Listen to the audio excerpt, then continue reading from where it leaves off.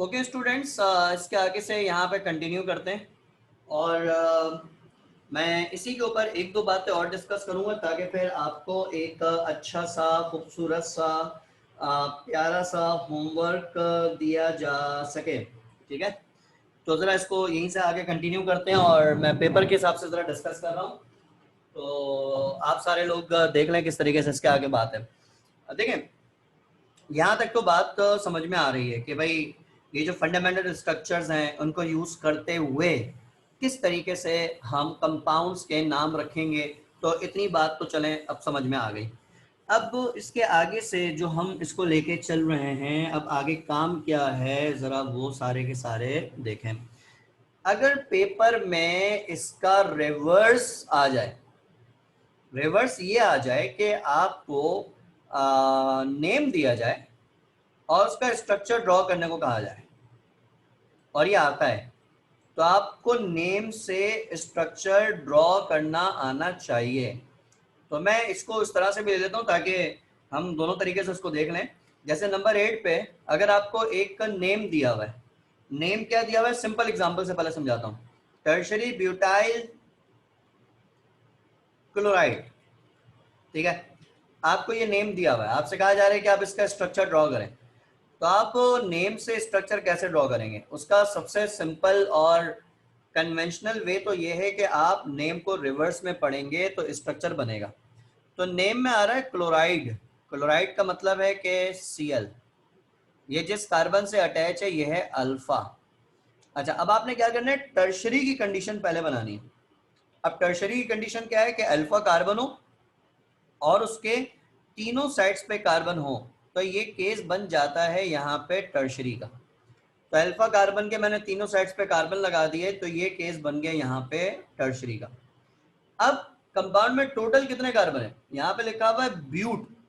ब्यूट का मतलब है कि टोटल इस कंपाउंड में 4 कार्बन एटम्स हैं। ठीक है, तो उसके आपने इसमें 4 कार्बन एटम्स यहाँ पे दिखा दिए कि भाई इसका एक कार्बन ये रहा, इसका दूसरा कार्बन ये रहा, इसका तीसरा ये रहा, इसका चौथा ये रहा। तो ये आपके पास इसके 4 कार्बन एटम्स हो गए, तो ब्यूटाइल पूरा हो गया। तो भाई टर्शरी ब्यूटाइल क्लोराइड का ये स्ट्रक्चर बनेगा, यानी आपने पहले क्लोरीन बनाया, क्लोरीन फिर जिस कार्बन से लगा हुआ था वो कार्बन अल्फा कार्बन हो जाएगा, और फिर टर्शरी की कंडीशन पूरी की, तो अल्फा कार्बन के 3 साइड पे कार्बन होता है तो वो टर्शरी बन जाता है, तो ये आपके पास बन गया टर्शरी। तो टर्शरी ब्यूटाइल क्लोराइड का ये स्ट्रक्चर है। बाकी कार्बन के 4 बॉन्ड पूरे करने हैं, वो आप हाइड्रोजन लगा के कर दें। जैसे इस वाले कार्बन का एक बॉन्ड बना हुआ है नीचे, इसके 3 बॉन्ड्स और बनेंगे, तो जो 3 बॉन्ड्स बनेंगे वो फिर किससे बनाएंगे, वो आप हाइड्रोजन से बना के इसके 4 बॉन्ड पूरे कर दें। इसी तरह इस वाले कार्बन का एक बॉन्ड बना हुआ है राइट साइड पे, इसके भी 3 बॉन्ड्स बनेंगे, वो 3 बॉन्ड्स हाइड्रोजन से लगा दें, ये बन गया। इस वाले कार्बन का एक बना हुआ है, इसके 3 और बनेंगे, वो हाइड्रोजन से लगा दें, ये बन जाएगा। तो ये आपके पास टर्शरी ब्यूटाइल क्लोराइड का यहाँ पे बन जाएगा स्ट्रक्चर, ये इस तरह से होगा। तो उसका रिवर्स पेपर में आ रहा होता है जिसमें आपको स्ट्रक्चर ड्रॉ करने को कहते हैं। जैसे फॉर एग्जाम्पल अगर आपसे बोले आइसोहेक्साइल आयोडाइड, सपोज करें इस तरीके से आ गया कोई, आइसोहेक्साइल आयोडाइड का बनाना है। अच्छा, अब आइसोहेक्साइल आयोडाइड का कैसे बनेगा देखें। रिवर्स में थोड़ा सा हम इसको पढ़ें तो आयोडीन आ रहा है, तो आपने सबसे पहले क्या किया, यहाँ पे आयोडीन को ड्रॉ किया। अच्छा, आयोडीन ड्रॉ किया, उसके बाद आयोडीन जिस कार्बन से लगा हुआ है वो कार्बन अल्फा। अच्छा, अब आइसो है, देखो प्राइमरी हो या आइसो हो या नियो हो, हमने ये पढ़ा है कि इनका जो अल्फा कार्बन होता है इसके 2 साइड्स पे हाइड्रोजन होते हैं, यही पढ़ा है ना हमने ऊपर, और इसके एक साइड पे कार्बन की चेन चलती, चाहे प्राइमरी हो या आइसो हो या न्यू हो, इसमें अल्फा कार्बन के 2 साइड पे हाइड्रोजन और एक साइड पे कार्बन की चेन, तो भाई एक साइड पे कार्बन की चेन चल रही है। अच्छा, अब जरा थोड़ा थोड़ा यहाँ पे आपको तवज्जो से काम करना है। प्राइमरी उस टाइम होता है जब इस कार्बन की चेन में सारे कार्बन स्ट्रेट हो, ऐसा ही है, विदाउट एनी ब्रांच हो, ऐसा ही है।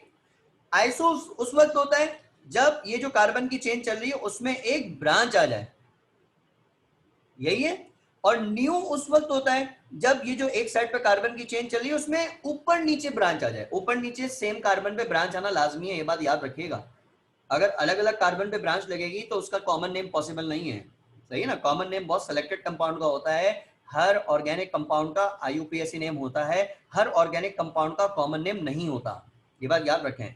जो 5 कंडीशन है ना, primary, secondary, tertiary, iso, new, जिसका स्ट्रक्चर उन 5 कंडीशन से मैच करता है, सिर्फ उसका कॉमन नेम पॉसिबल है। बात समझ में आ रही है? जैसे अगर एक कार्बन की चेन में मैं एक क्लोरीन और एक ब्रोमीन लगा दूं, जो पिछला लेक्चर दिया था, और मैं बोलूं IUPAC नेम लिख दें, तो आप लिख देंगे 2 ब्रोमो 3 क्लोरोब्यूटेन, मतलब जो भी है आप लिख देंगे। लेकिन अगर एक क्लोरीन और एक ब्रोमीन लगा के बोलूं कॉमन नेम लिख के दिखा दें, तो भाई कॉमन नेम पॉसिबल नहीं है। अगर 2 हेलोजन आ गए, कॉमन नेम पॉसिबल नहीं है। स्ट्रक्चर 5 फंडामेंटल स्ट्रक्चर से थोड़ा सा भी डिफरेंट हुआ, कॉमन नेम पॉसिबल नहीं है। तो कॉमन नेम बहुत सेलेक्टेड कंपाउंड्स का लिखा जा सकता है, सिर्फ IUPAC नेम हर कंपाउंड का लिखा जा सकता है, ये फर्क है, ठीक है? तो इससे थोड़ा सा ध्यान में रखिएगा। तो वापस आए, तो मैं बात ये कर रहा था कि भाई आइसो क्या होता है। अब यहाँ पे बात समझो, आइसो का मतलब होता है जब एक ब्रांच आ जाती है चेन में तो उसको हम आइसो कहते हैं। अब जरा यहाँ पे लॉजिक सुनो, एक ब्रांच आ जाएगी तो आइसो कहेंगे। अब देखो टोटल कंपाउंड में कार्बन कितने हैं? हेक्स। हेक्स का मतलब क्या है? कंपाउंड में टोटल कार्बन सब कुछ मिला के टोटल कार्बन जो यहां पर है वो 6 कार्बन एटम्स है। हेक्स का मतलब है कि 6 कार्बन एटम्स है। और आइसो की फॉर्मेशन है। आइसो का मतलब क्या है कि उन 6 कार्बन एटम में से एक कार्बन एटम ब्रांच में। Now use your common sense. अगर कंपाउंड में टोटल 6 कार्बन एटम्स हैं, उनमें से एक कार्बन एटम ब्रांच में आ रहा है, तो जब एक कार्बन एटम ब्रांच में आएगा तो फिर बाकी स्ट्रेट चेन में कितने रह जाएंगे? कितने रह जाएंगे? कितने रह जाएंगे? कोई बतलाओ कि हम बतलाएं क्या? दोबारा बताऊं? हाँ, दिया, फरिया, फर्रुख, शाबाश शाबाश शाबाश शाबाश। कंपाउंड में टोटल 6 कार्बन एटम्स हैं क्योंकि हेक्स लिखा हुआ है, और आइसो है। आइसो का मतलब है कि एक कार्बन ब्रांच में है। तो जब एक कार्बन ब्रांच में है तो स्ट्रेट चेन में 5 कार्बन रह जाएंगे। वेरी गुड, शाबाश। तो मैंने क्या किया, स्ट्रेट चेन में 1 2 3 4 5 5 कार्बन एटम्स मैंने स्ट्रेट चेन में लगाए, और एक कार्बन एटम ब्रांच में आएगा। अब ब्रांच में कहां पर आएगा? कहीं पे भी लग सकता है, यहां पर भी लग सकता है, या फिर यहां पर भी लग सकता है, या फिर यहां पे भी लग सकता है, आपकी मर्जी है, कहीं पे भी लगा दें, सब सही है। लेकिन एक प्रैक्टिस की बात अगर बताऊं, जो हमारी प्रैक्टिस है वो ये है कि आइसो या न्यू की ब्रांचेस जो हम अमूमन लगाते हैं, अगर हमारे पास बहुत सारे ऑप्शंस हैं तो हम अमूमन वो ब्रांच सेकंड लास्ट कार्बन पे लगाते हैं। ये आखिरी कार्बन है, ये सेकंड लास्ट कार्बन है, तो ब्रांच तो देखो इधर भी आ सकती है, इधर भी आ सकती है, इधर भी आ सकती है। प्रैक्टिस बेहतर ये कि आप सेकंड लास्ट कार्बन पे ब्रांच लगाएं, ये आपकी प्रैक्टिस है। अदरवाइज आप कहीं और पे भी लगा सकते हैं, कोई मसला नहीं है, गलत नहीं है, ठीक है जी। तो ये हो गया। और जो बाकी कार्बन बच गए, उन बाकी कार्बन की टेट्रावैलेंसी पूरी करनी है, तो टेट्रावैलेंसी यहाँ पे हम हाइड्रोजन लगा के पूरी कर देंगे। ये बन गया आइसो 1 2 3 4 5 6 आइसो हेक्साइल आयोडाइड का स्ट्रक्चर बन गया। सही समझे भी हो? मैं जहां बुधाया तो समझे भी हो? आबिद भाई इतनी आती है, इससे ज्यादा नहीं बोलना है, हमें नहीं आती भाई। अच्छा सुने, इसके आगे एक और, एक आखिरी बता देता हूँ, उसके बाद फिर मैं आपको कुछ घर के गिफ्ट्स दे रहा हूँ, उसको ट्राई कीजिएगा। न्यू हेप्टाइल हेप्टाइल ब्रोमाइड, ये बहुत इंपॉर्टेंट डिस्कशन है कॉमन नेम का। क्या बात है अमित भाई, क्या बात है, वेरी गुड वेरी गुड। अच्छा चले, तो ये भाई बड़ा इंपॉर्टेंट डिस्कशन है, क्योंकि आगे अल्कोहल वगैरह पढ़ाऊंगा चैप्टर नंबर 9, तो भाई उसमें ये आएगा, उसमें सारी बातें रिपीट होंगी, तो जरा सही से समझ लेना, लेक्चर को सही से देख लेना। और जो आज अटेंड नहीं कर पाए, जो वीडियो देखेंगे बाद में भाई, वो 2-3 दफा देख लें, ये टफ टाइम दे देगा। न्यू हेप्टाइल ब्रोमाइड स्ट्रक्चर बनाना है, नाम उल्टा पढ़े, ब्रोमाइड आ रहा है, तो ब्रोमाइड आपने लिख दिया Br। फिर ये जिस कार्बन से अटैच है ये है अल्फा। न्यू क्या होता है? जब अल्फा कार्बन के 2 साइड्स पे हाइड्रोजन आ जाए तो वो प्राइमरी आइसो या फिर न्यू होता है, ठीक है? अच्छा जी, यानी 2 साइड पे हाइड्रोजन है और एक साइड पे कार्बन की चेन है। अच्छा, अब मेरा सवाल भाई, अरे वाह फरूक, वेरी गुड यार, तुमने सवाल पहले ही पता था क्या है। अच्छा, कंपाउंड में टोटल हैप्ट का मतलब 7 कार्बन है, और न्यू का मतलब है कि भाई 2 कार्बन ऐसे हैं जो के ब्रांच में आएंगे, तो 7 कार्बन टोटल हैं, जिसमें से 2 कार्बन ब्रांच में आ गए, तो फिर स्ट्रेट चेन में जो कार्बन आएंगे वो कितने आएंगे? 7 में से 2 निकल गए तो 5 कार्बन एटम। ठीक है फरिया, कशिश दिया, शाबाश बेटे। तो स्ट्रेट चेन में 5 आएंगे, 1 2 3 4 5, समझी वैसी? तो ये 5 कार्बन स्टेट में आ गए, 2 कार्बन ब्रांच में आएंगे। अब वो जो 2 कार्बन ब्रांच में आएंगे वो सेम उस पे होंगे, सही ना? अब वो 2 ब्रांचेस आप या तो इधर लगा दें, बेहतर प्रैक्टिस तो ये कि सेकंड लास्ट कार्बन पे लगा दें। अगर आप इधर के बजाय इधर भी लगा दें तो भी ठीक है, इधर लगा दें तो भी ठीक है, गलत कोई सा भी नहीं है, लेकिन बेहतर प्रैक्टिस ये है कि सेकंड लास्ट कार्बन पे लगाया करें, ये ज्यादा बेहतर है।